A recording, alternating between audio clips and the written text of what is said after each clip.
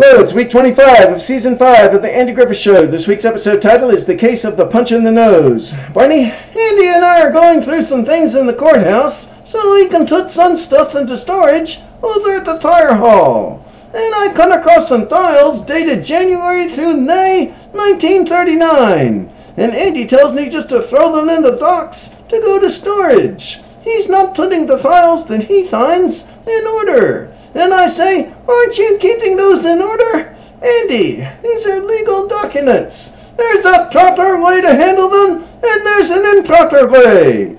Neatness counts. Make order the order of the day. My mother was the same way. And he tells me, okay, put yours in order. And then he finds a record of Otis's first offense of intoxication in 1941. And then I find a record of an assault in 1946. Floyd Larson and Charlie Foley were both arrested.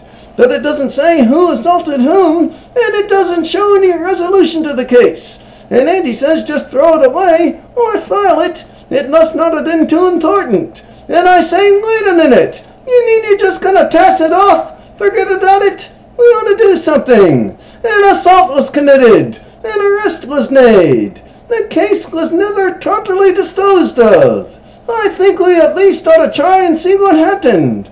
So Andy reluctantly goes with you to the barbershop to talk to Floyd about it. He says he's only going because he needs a haircut. And when you all walk in, Floyd is laughing about something in the newspaper. And it's hard to get his attention on the case in the first place. And then when you finally do get his attention on it, he says he doesn't really remember it. And I say, you don't remember? Well, how could you forget a thing like that? You were arrested, weren't you?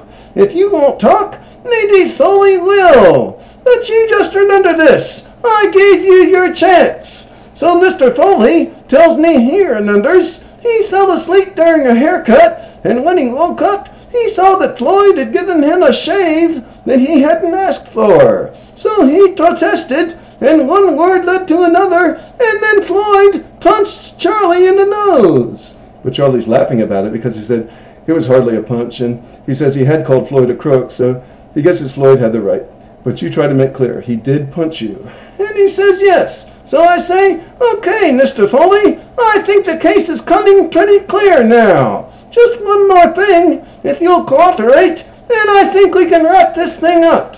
And I go back to Floyd, who's still giving Andy a haircut, and I read him my notes of Charlie's account. And he says Charlie did ask for that shave. And if Charlie said that he punched him in the nose, it's an outright fib. And I say, oh, your memory's coming back now, huh? Well, good. All right, Floyd, you got a statement to make? I'm ready to take it. So then Mr. Foley comes in with Goober, who was a witness that day. He was a little boy at the time. And they all start arguing about that day. This is the one more thing that you were talking about. You wanted everyone to get back together for a reenactment. And I say, I figured if we could just go through the whole thing step by step, just as it happened, we could clear it up once and for all and get it off the books. So I start reenacting, and Andy takes me off to the side, and he tells me to stop this right now. He says I'm stirring up a lot of stuff that nobody really cares about anymore.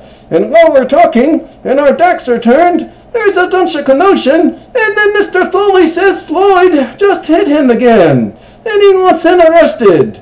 But back in the courthouse, there are no witnesses, because Andy and I were talking, and Goober was reading a comic book. And then while Andy is griping about me about stirring this up, we hear some more commotion, and Goober says Foley hit him. And that night Aunt Bee had heard about all this, and she says, what's happening in this town? And Andy says it's all Barney's fault. And then the next day, Andy goes to see Floyd, and Floyd says Otis punched him because he was taking Foley's side, and they had argued. And he's thinking about having Otis arrested. And then Gilly comes in the courthouse to swear out a warrant on Goober. He says Goober punched him over at the gas station just because he honked a couple times. And Andy comes in and sends him out. He says we'll talk about it later. And Andy says this is all my fault. And I say, are you serious? You mean because I was trying to get to the bottom of the case? Because I was pursuing my duty as a police officer? Then he cuts me off. And then Opie comes in from a fight he had at school over who was siding with whom over this. And then Andy gets a call that Lamar Tuttle punched Otis in the nose over this. And then another call that someone punched Betty Ann, and he tells you to go get Floyd and Charlie and bring them here right now. And I go get them, and I bring them in. And then Andy sends me out to get Goulder. And Andy lectures them about the value of friendship and forgiveness and how all this could be made right by a handshake. And so that's what they do. And they start laughing. And by the time I bring Goulder back, Andy tells me the case is closed. And I say, what do you mean the case is closed? And I go looking through the paperwork on it, and he says there is no paperwork. They just shook hands. And I say they shook hands? You mean they didn't sign anything? Well, then the case isn't closed. It's as open as it ever was. And I run off to the barber shop, and then I get punched in the nose. And later, Andy makes me pay an extra quarter that Floyd wants for tonic, even though I didn't ask for tonic this time. He's probably trying to avoid it from starting all over again. Thank you all for watching. We'll see you next week for episode 26.